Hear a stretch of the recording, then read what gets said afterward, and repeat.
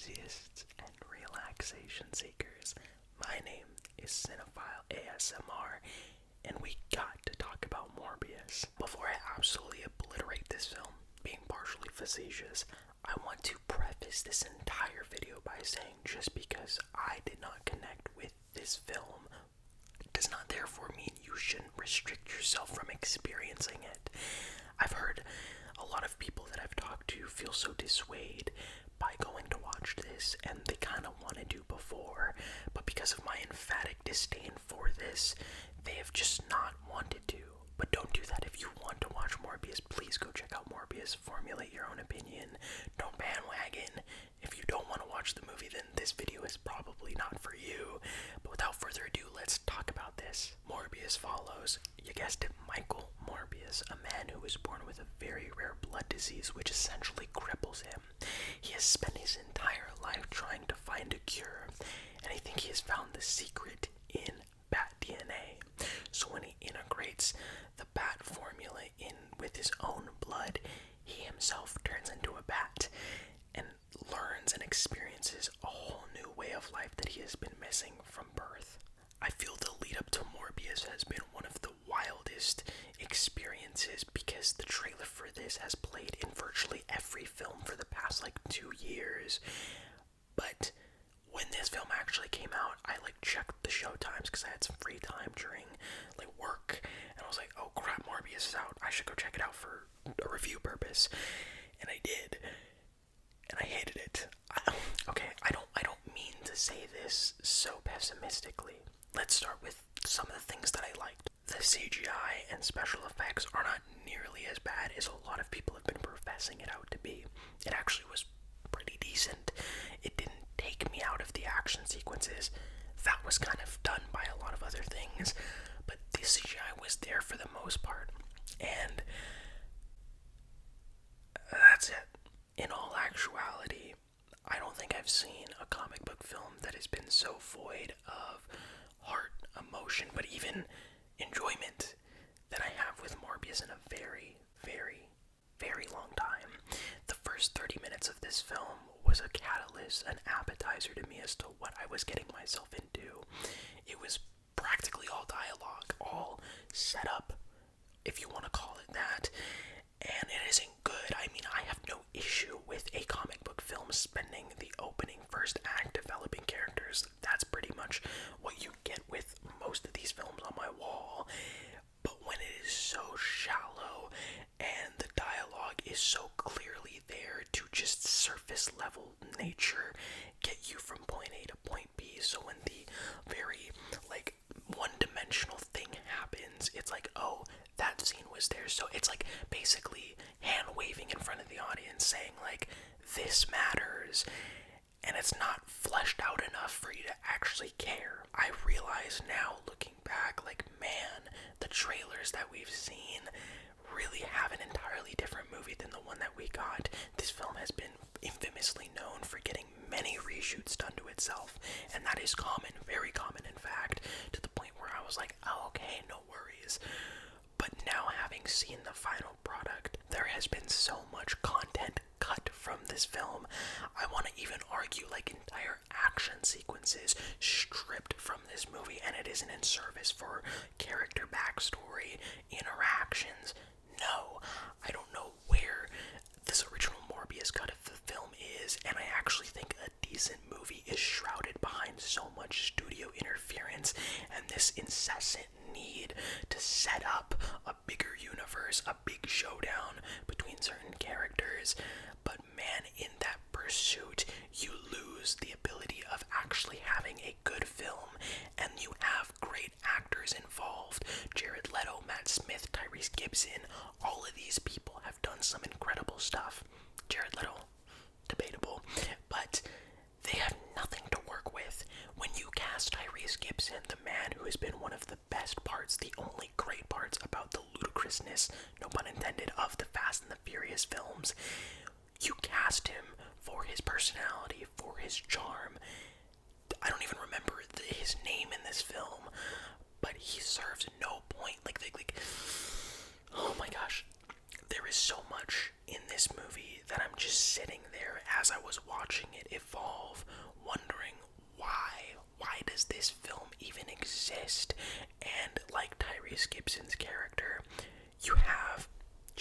Leto's character, who I didn't ever feel like, man, Jared Leto needed to be cast as Morbius because he is Morbius. The writing could have just been swapped with anyone else, and it's just competent acting because of a horrendous script, and it frustrates me because there is potential to be had. What I loved the idea of conceptually was the main protagonist and antagonist having a strong connection from youth. So often a lot of the superhero films wait to have the antagonist, hero, and villain wait till the very end to just confront one another, and you lose a lot of like the ability to gain backstory between the both of them by interaction, and you get that in this. But then the motivation evolves into why the villain is the villain, and it makes absolutely no sense whatsoever, and you're left like, wait, what the heck? Where is this coming from? Pause. And you gotta accept it. It's the hand waving, like, you gotta accept this, or you're gonna drown in the plot holes, the contrivances, the stupidity, absurdity, and it isn't absurd in a fun way.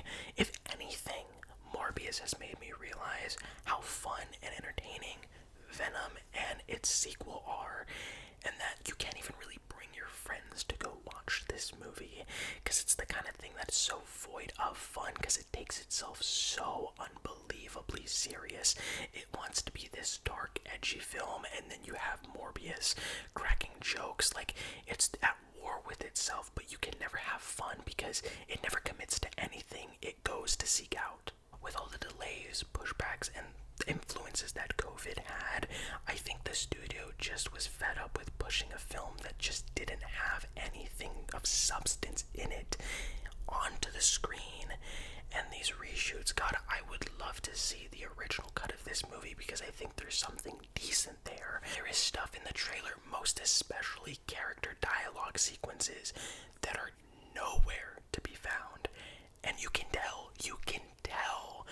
And I guess if ultimately I could tell you guys something, it's go watch a film for yourself, go interpret your own opinion, and ultimately studios need to stop making films essentially placeholders for the eventual team up, because A, it's useless, it's a waste of money, and B, you're going to have a team up. Essentially one group of people and another group of people are fighting, but you never did any of the work for the audience to actually give a crap about the pawns in this chess game.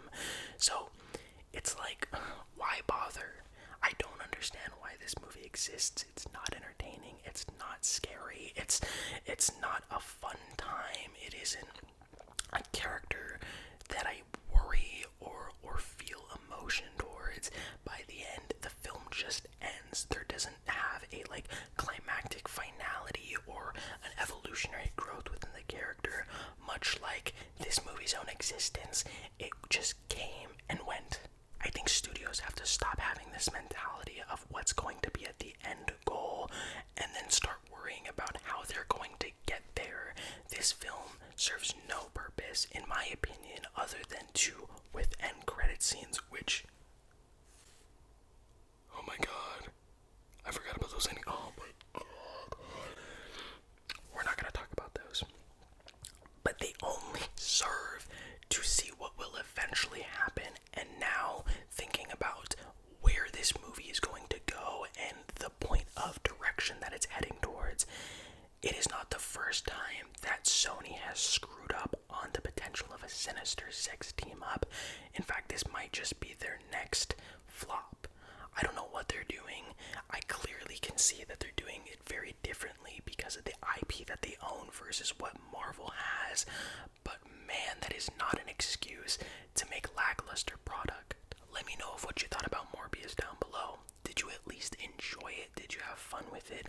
I've heard so many people compare it that it's better than Venom, but man, at least Venom had Tom Hardy, an actor that I was like, dude, that's Venom, and it was fun and it was enjoyable. Let there be carnage. I have a new found appreciation for it because it's like 90 minutes. It goes straight through the BS and gets to the fun, and it is fun. This movie is void of all of that, unfortunately. So unfortunate. And I just hate to see it because at the end, I feel this weird, like, sadness because you watch, like, a trailer isn't even there. And then you have the director stating, like, man, I didn't even really have any influence on what was in the trailer, and there's blatant Easter eggs and references to certain characters in other films, and it's like, dude, let's go, but it's nowhere to be seen. So it was clear that Sony put a bang for their buck in the trailer, hoping that it would sell tickets for the movie to come out, and not have it at all. So when a studio doesn't have that level of foundational appreciation and push for a film, it makes me as the audience member not feel any level of confidence in it whatsoever. And it's sad because I think art is always made with effort, and I'm not saying this is effortless, but it's identityless, and in some regards I might argue that is even worse. But again, that is just one guy's opinion. Let me know what you thought about it down below. Did you enjoy it? Please, I would love to hear it. As always, thank you so much for supporting this channel.